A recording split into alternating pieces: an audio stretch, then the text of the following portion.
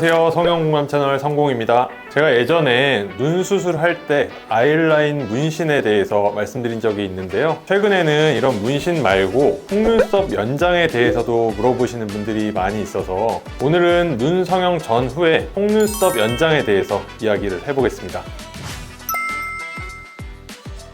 수술 전에 속눈썹 연장을 하신 거라면 사실 수술할 때 상관은 없습니다. 다만 수술할 때 이 속눈썹 길이가 너무 길게 되면 수술 시에 조금 방해 요소가 될 수는 있기 때문에 시기를 정할 수 있다 그러면 가급적 수술 후에 속눈썹 연장을 받는 것을 권장을 해드립니다.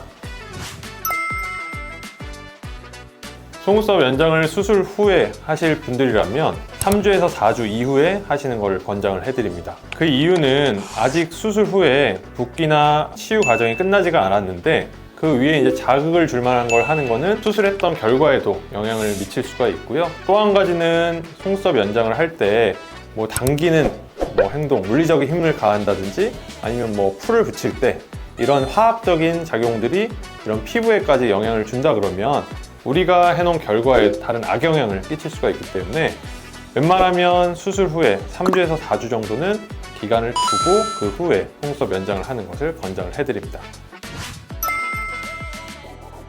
속눈썹 연장으로 인해서건 다른 이유에서건 다래끼가 생겨 있다 그러면 사실은 수술이 불가능합니다. 다래끼가 다 나은 다음에야 당연히 가능하겠지만 다래끼가 나 있는 상태에서는 다래끼라는 이제 볼륨 때문에 쌍꺼풀 높이를 대칭을 맞추는 것도 불가능할 거고요.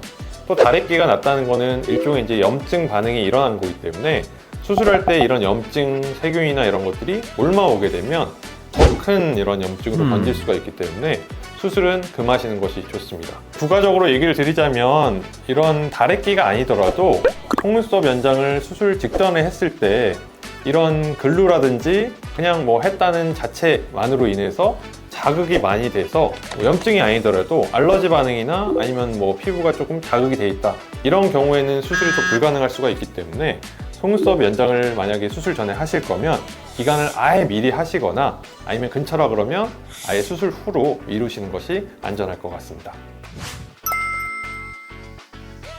수술 후에 시술을 한다는 거는 보통 이제 여성분이라면 속눈썹 연장을 한다든지 속눈썹 펌을 하는 경우들이 있을 텐데 이럴 경우에는 당연히 이제 물리적 힘들이 잘 주어지지 않게 좀 적게 주어지게 하도록 하는 것이 중요할 거고요.